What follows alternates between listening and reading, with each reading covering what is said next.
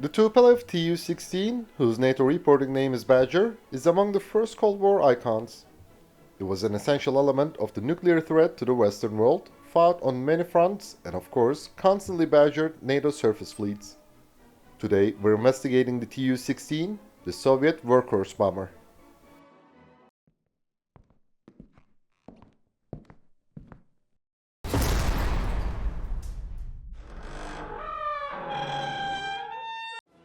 The Tu-16 served the Soviet long-range aviation and Soviet naval aviation from almost the beginning of the First Cold War until the end. It fought in Afghanistan, Iran, and Israel.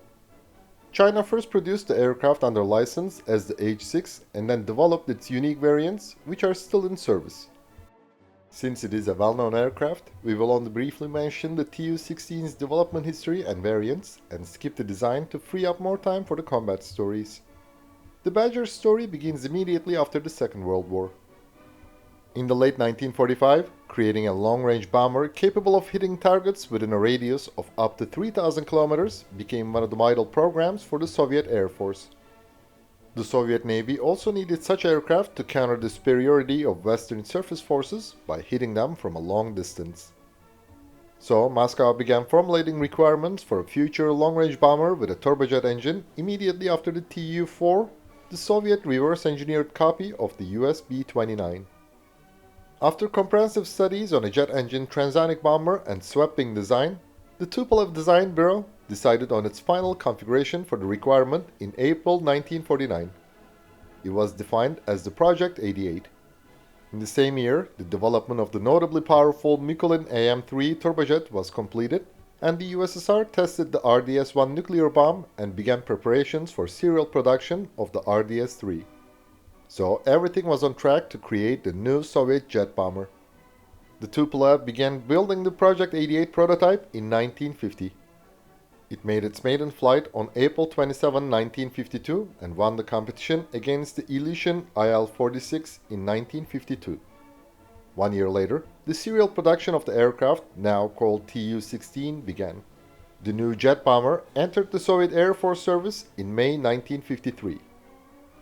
Its public display occurred at the May 1, 1954 parade, with 9 bombers from the 203rd Heavy Bomber Aviation Regiment flying over Red Square. Until the production ceased in 1962, over 1,500 Tu-16 were manufactured in 3 separate Soviet factories. China also produced the aircraft as the H-6 under license and developed its local variants. The Chinese version is still in production. The initial production variant, the Tu-16, was a conventional bomber, while the A version was a nuclear bomber carrying free-fall atomic bombs.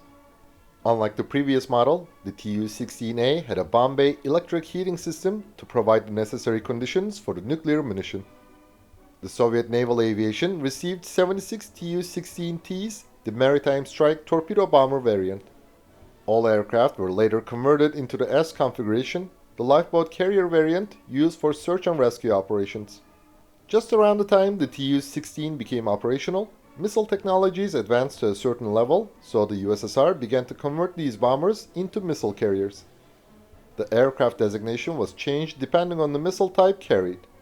For example, a Tu-16 with the K-10 missile was redesignated as the Tu-16K-10, and with the KSR-2 as the Tu-16KSR-2, and so on. Since the early Soviet surface-to-air missiles were required to be guided via aircraft-based radars, the many variants of the missile-carrying Tu-16s were fitted with nose-mounted radars. The USSR converted some Badgers into reconnaissance, electronic intelligence, electronic warfare, and electronic countermeasure support aircraft. They did not carry bombs or missiles. The Tu-16Z and N were dedicated tanker versions. Tupolev also attempted to use the Tu-16 as an airliner. However, the result was an aircraft that was too small and noisy to be well accepted. Still, the civilian Badger, the Tu-104, whose actual NATO reporting name is Camel, became the basis of the Soviet civilian jet industry, and Tupolev produced 201 pieces. China has also developed the H-6's A, E, and N nuclear bomber, B reconnaissance, C and F conventional bomber, D maritime strike, and H and M missile carrier variants. The H-6G and HD-6 are electronic warfare versions, while the HY-6, HY-6U, HY-6D, and HY-6DU are air refueling tanker models.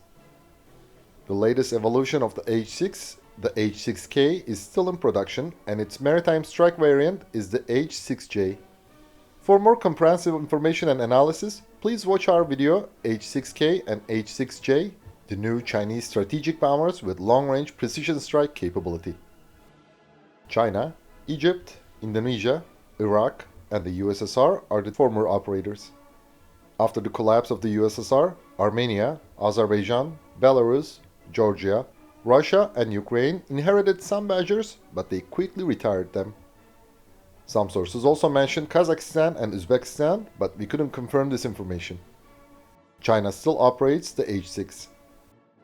The Tu-16's crew was 6 to 7 people depending on the mission. It had a length of 34.8 meters, a wingspan of 33 meters, a height of 10.36 meters, and a wing area of 165 square meters. The aircraft's empty and maximum takeoff weights were 37,200 and 79,000 kilograms, respectively. Two 93.2 kN Mikulin AM3 M500 turbojets provided a top speed of Mach 0.85. The Tu-16 had a range of 7,200 kilometers. Its service ceiling was 12,800 meters, in other words, 42,000 feet. The bomber had three 23mm twin-barrel AM-23 cannons and up to 9 tons of bomb-carrying capability. The Tu-16 was not an intercontinental strategic bomber.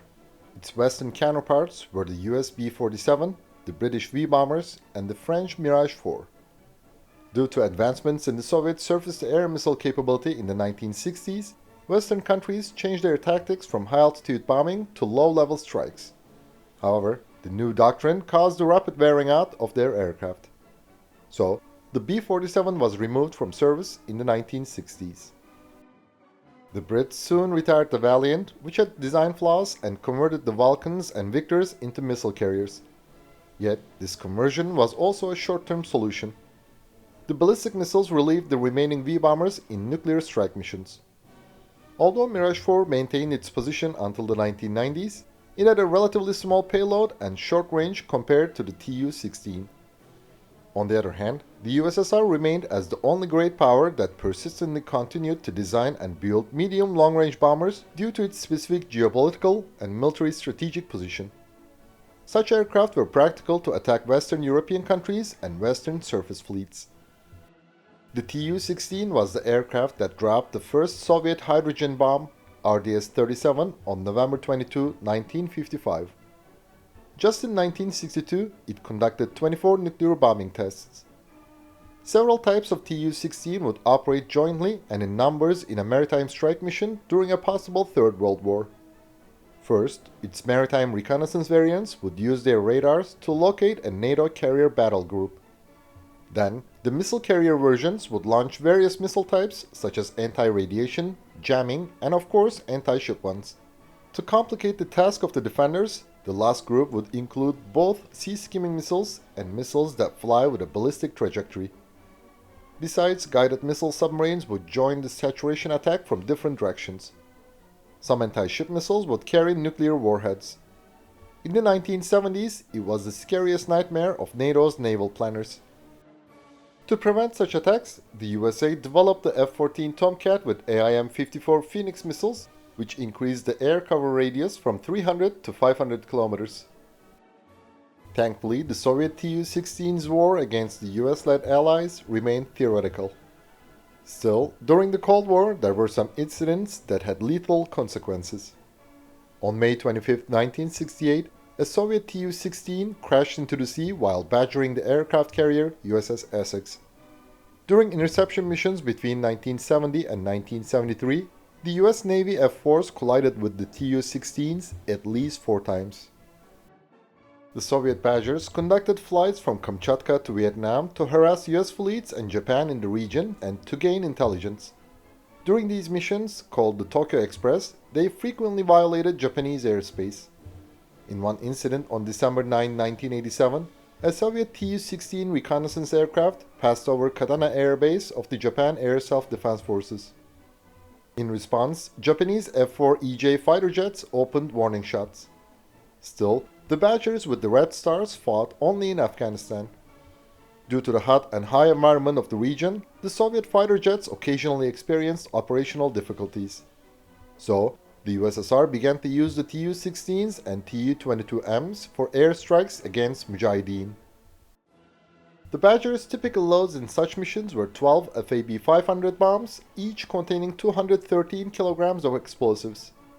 They also dropped the FAB-250, 1,000, 3,000, 5,000, and 9,000 free-fall bombs. The last one was especially effective against caves used as shelters and depots by the Mujahideen. In one mission on April 22, 1984, 24 Tu-16s conducted a devastating assault with tons of bombs.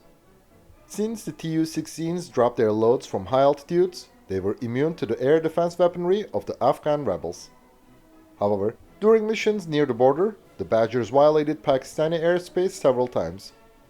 On such occasions, the Pakistani F-16 scrambled and the Pakistani air defense systems locked on them. So, alongside the electronic warfare variants of the Badger, the MiG-21s began to escort the Soviet bombers. The Tu-16 bomber was baptized with fire in the hands of Egypt during the war in Yemen in the 1960s. During the Six-Day War, the Israeli Air Force, using the element of surprise, destroyed 23 of the 25 Tu-16s of the Egyptian Air Force. During the Yom Kippur War, the Egyptian Tu-16s struck back. They carried out 32 combat sorties and destroyed the headquarters of the 9th Tank Battalion and radar stations covering Sharm el-Sheikh and the Refidim airfield, and dropped dozens of bombs on concentrations of Israeli troops in the area of the crossing at Dever Swa. During the war, the Egyptian Tu-16s launched 25 KSR-2 and KSR-11 missiles, but only 5 reached their targets. 2 bombers were lost. Israel claims one was shot down by an Israeli F-4 Phantom. Egypt also used Tu-16s in the war with Libya in 1977. Libya claimed 2 Badgers were shot down, but the Egyptian side did not confirm this information. In 1961, Indonesia acquired 26 Tu-16 KS-1 to prepare for Operation Trikora and attack the Dutch aircraft carrier HSMS Karo Dorman. However, the sides reached an agreement and the aircraft did not conduct combat missions. In 1963, one Indonesian Tu-16 penetrated the Australian airspace off the radar and dropped some communication devices and canned food as a psychological warfare operation. 2 Iraqi Tu-16s attacked targets in Israel during the Six-Day War. One was shot down while the other could return to its base after being hit by an Israeli Mirage 3. The Iraqi H-6 and Tu-16s sank or damaged at least 15 Iranian tankers during the Iran-Iraq War. They also conducted many bombing missions over the Iranian forces and Tehran. 1 Tu-16 and 1 H-6 were shot down by an Iranian Hawk air defense missile and F-14 respectively. The Allied forces destroyed the remaining Iraqi bombers in Operation Desert Storm in 1991. The Tu-16 is an aviation legend and undoubtedly an unforgettable aircraft. Many countries display it in their museums. Fortunately, its Chinese cousins are still in the air and we can keep watching the legendary Badgers flying. Thanks for watching our video. And please don't forget to subscribe to our channel and click the bell button to be notified of our new videos. Also, you can now click the join button to support our channel. And as always, we would greatly appreciate all of your likes, comments and shares.